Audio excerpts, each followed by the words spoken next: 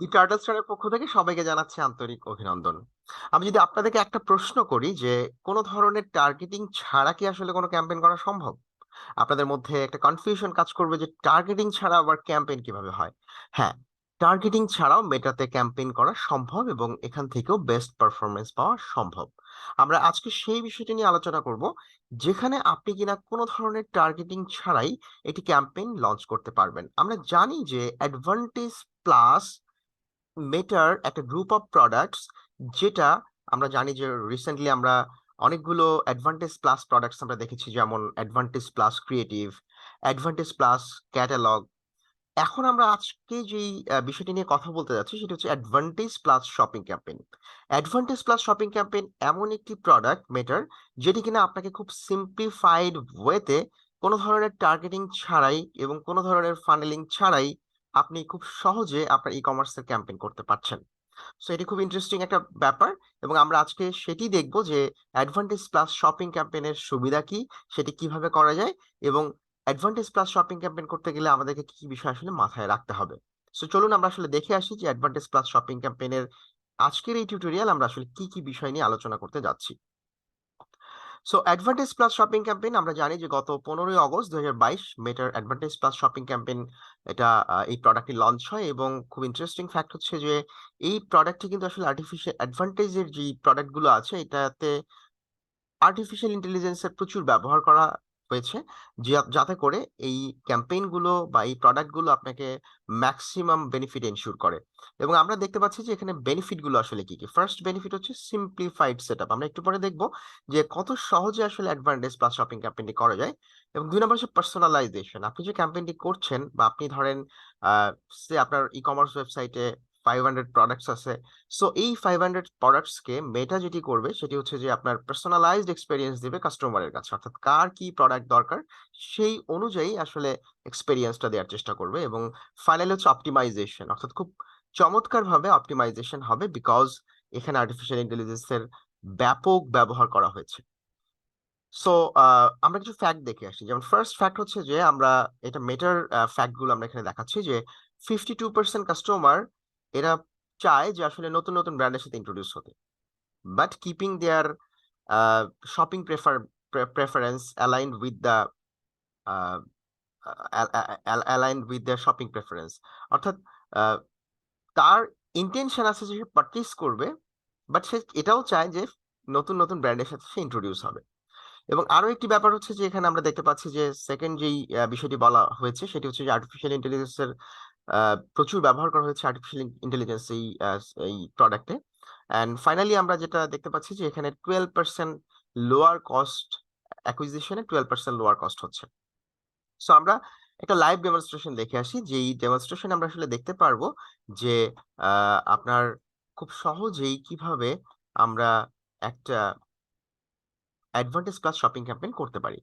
So আমরা একটি campaign এখানে লঞ্চ করেছিলাম, যেটি আপনারা দেখতে পাচ্ছেন। এবং আমরা যদি দেখি যে এই ক্যাম্পেইনের আসলে পারফরমেন্স কি, এবং ইন্টারেস্টিং ফ্যাক্ট হচ্ছে যে এখানে এই ক্যাম্পেইনের পারফরমেন্সে আপনার ব্রেকডাউন যদি আমরা করি, এখানে আরো একটি মজার জিনিস আছে, সেটি হচ্ছে যে আমরা দেখতে পারবো যে আমার এক্সিস্টিং কাস্টমার অডিয়েন্স টাইপ একটা ব্যাপার আছে, যেটি শুধুমাত্র অ্যাডভান্টেজ ক্যাম্পেইন আমরা দেখতে পারি।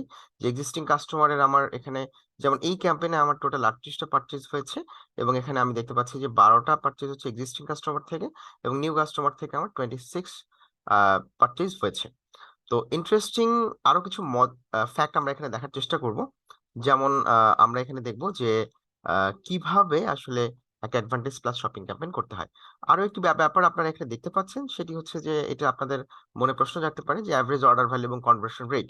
এই মেট্রিকটা কিন্তু আসলে ফেসবুকের বাই ডিফল্ট মেট্রিক কিন্তু না, এটি একটি কাস্টম মেট্রিক, যেটি আমরা আমরা কাস্টম ওয়েতে আসলে তৈরি করেছি, যেটি কিনা আমরা পরবর্তী কোনো সেশনে আমরা দেখাবো যে আসলে এই কাস্টম মেট্রিক গুলো কিভাবে তৈরি করতে হয়। এবং ই কমার্সের জন্য আমরা এরকম অনেকগুলো কাস্টম মেট্রিক ব্যবহার করে থাকি ক্যাম্পেইন অপটিমাইজেশন এবং ক্যাম্পেইনের পারফরমেন্স মেজারমেন্ট করার জন্য।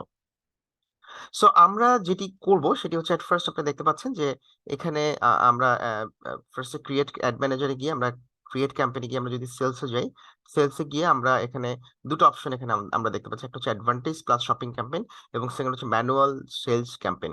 সো আমরা যখন অ্যাডভান্টেজ প্লাস শপিং ক্যাম্পেইন দেখতে পাচ্ছি স্ট্রিম লাইন টেইলরস অ্যান্ড টেইলরড এবং বেস্ট প্র্যাকটিসেস। এখানে বেস্ট প্র্যাকটিস কেন বলা হচ্ছে বা স্ট্রিমলাইন কেন বলা হচ্ছে? এটার কারণ হচ্ছে যে আমরা যখন একটা ফানেলিং করে করি অনেক ক্ষেত্রে আমরা দেখা যায় যে আমাদের অডিয়েন্সের ওভারল্যাপিং হয়। বাট অ্যাডভান্টেজ প্লাস শপিং ক্যাম্পেইনে কিন্তু অডিয়েন্স ওভারল্যাপিংটা আসলে হয় না। এবং ডে বাই ডে আপনাকে এটা মাথায় রাখতে হবে যে ওভার টাইমে আসলে অ্যাডভার্টাইজারদের কাজ থাকবে হচ্ছে ট্রেন্ডি যেই প্রোডাক্ট গুলো আছে সেটি নিয়ে কাজ করা। বাট এখানে স্ট্র্যাটেজিক জায়গাতে কিছু কাজ থাকবে, বাট মোস্ট অফ দ্য কাজ আপনাকে আর্টিফিশিয়াল ইন্টেলিজেন্স করে দিবে। অর্থাৎ যে প্ল্যাটফর্মে আপনি যান যান না কেন, সেটা লিঙ্কডইন হোক, সেটা গুগল হোক, সেটা ফেসবুক হোক বা মেটা, আমরা যেটাই বলি না কেন, প্রত্যেকটি প্ল্যাটফর্ম কিন্তু আসলে এখন আর্টিফিশিয়াল ইন্টেলিজেন্সের দিকে আসলে ঝুঁকছে এবং অ্যাডভার্টাইজারকে সে বেস্ট পারফরমেন্স বা বেস্ট এক্সপেরিয়েন্স দেওয়ার চেষ্টা করছে। সো আমরা এখানে ফার্স্টে যাচ্ছি অ্যাডভান্টেজ প্লাস শপিং ক্যাম্পেইন। এখানে আমরা এখানে ইন্টারেস্টিং ফ্যাক্ট হচ্ছে যে কোনো টার্গেটিং করতে হয় না। এখানে এট ফার্স্ট আপনার এখানে অডিয়েন্সের লোকেশন আমরা এখানে সিলেক্ট করলাম। এখানে পিক্সেলটা আমার সিলেক্ট করা আছে। এবং এখানে আমি চাইলে অডিয়েন্স টাইপ ব্রেকডাউন বলতে আমরা একটু আগে একটা জিনিস দেখেছিলাম, সেটা হচ্ছে যে এক্সিস্টিং কাস্টমার থেকে আমি কেমন পারফরমেন্স পেলাম বা কেমন রেজাল্ট পেলাম, এবং আমার নিউ কাস্টমার থেকে আমি কেমন রেজাল্ট পেলাম সেটির একটা ব্রেকডাউন আমরা দেখেছিলাম। ওই ব্রেকডাউনটা আসলে এসছে এই জায়গা থেকে যে আমি এখানে আমার এক্সিস্টিং কাস্টমার কাদেরকে ডিফাইন করছি, এবং এখানে এক্সিস্টিং কাস্টমারদেরকে ডিফাইন, অর্থাৎ আমাদের এখানে কাস্টম অডিয়েন্স আমরা ব্যবহার করতে পারি, যেটি আমরা অ্যাকাউন্ট সেটিংসে গিয়ে এখান থেকে আমরা সিলেক্ট করে দিতে পারি যে কোন কাস্টম অডিয়েন্সকে আমরা এখানে আসলে এক্সিস্টিং কাস্টমার হিসেবে ডিফাইন করব। এবং এখানে একটা বিষয় আপনি লক্ষ্য করবেন, সেটি হচ্ছে যে আমরা যদি এখানে যাই যে আমরা আসলে কোন কোন ধরনের কাস্টম অডিয়েন্স নিয়ে এখানে কাজ করতে পারবো, অর্থাৎ এক্সিস্টিং কাস্টমার লিস্টে আমরা কোন কোন ধরনের কাস্টমারকে আমরা ডিফাইন করতে পারবো, সেটা শুধুমাত্র website, app activity, catalogue, customer list এবং অফলাইন অ্যাক্টিভিটি, এই 5টি সোর্সের উপরে আসলে সীমাবদ্ধ। সো এটি আমাদেরকে মাথায় রাখতে হবে। এবং এখানে আপনারা দেখতে পাচ্ছেন যে আমার 180 দিনে যে ট্রাফিক গুলো এসেছে সেটাকে আমরা এক্সিস্টিং কাস্টমার হিসেবে আমরা ডিফাইন করছি। এখানে আমাকে ডেইলি বাজেট আপনি দিতে পারছেন, লাইফ টাইম বাজেট বা ডেইলি বাজেট, যে বাজেটই আমি দিতে চাই না কেন। এখানে আরেকটি মজার জিনিস হচ্ছে এক্সিস্টিং কাস্টমার বাজেট ক্যাপ। অর্থাৎ আমরা যেটাকে এক্সিস্টিং কাস্টমার হিসেবে ডিফাইন করলাম, যেমন এখানে আমরা দুটো কাস্টম অডিয়েন্সকে এক্সিস্টিং অডিয়েন্স হিসেবে ডিফাইন করেছি।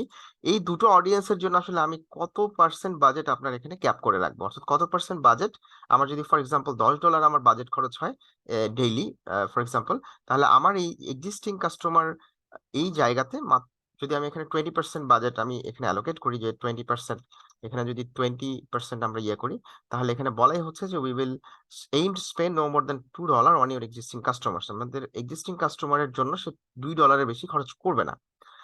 এবং এখানে অ্যাট্রিবিউশন সেটিং আমরা এখানে ফর এক্সাম্পল আমরা 7 ডে অ্যাট্রিবিউশন সেটিং, এখানে আমাদেরকে আরো জানতে হবে যে আসলে 7 ডে অ্যাট্রিবিউশন সেটিং এবং 1 ডে অ্যাট্রিবিউশন সেটিং এর মধ্যে পার্থক্য কি। কারণ আমাদের এটি খুবই গুরুত্বপূর্ণ একটি বিষয় যে 7 ডে অ্যাট্রিবিউশনটা কখন দরকার আর 1 ডে অ্যাট্রিবিউশন কখন দরকার, এটি নিয়ে আমরা আলোচনা করব। বাট আজকের আলোচনায় আমরা আসলে এদিকে যাচ্ছি না।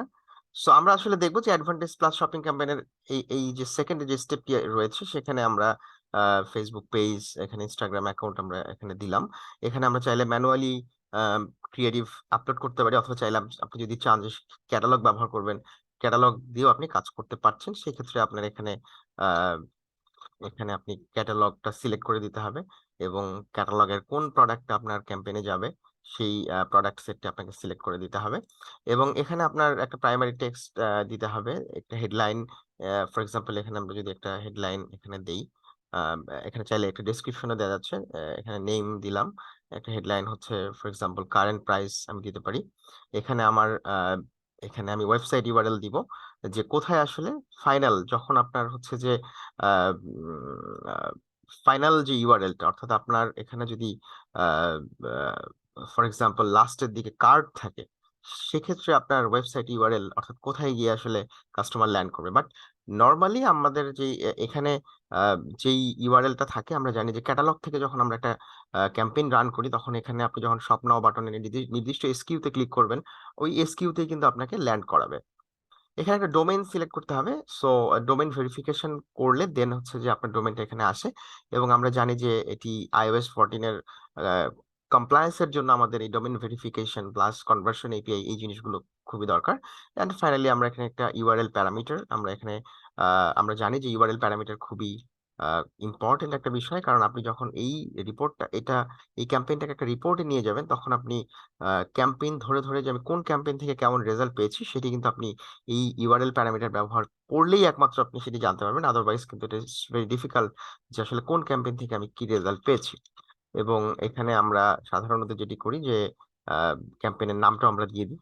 এখানে ADSC advantage shopping campaign 7/11 2012 2022, and that's all from our side. আমরা এখানে সবকিছু মোটামুটি দিয়ে দিয়েছি। এখন আমি যদি পাবলিশ করে দিই, জাস্ট এখানে ওয়েবসাইট ইউআরএলটা আসলে কোনটা হবে, যেমন আমাদের এখানে যেই অল প্রোডাক্টস এর যেই ইয়েটা আছে, যেই ইউআরএলটা আছে, আমরা সেই ইউআরএলটা এখানে দিয়ে দিতে পারি।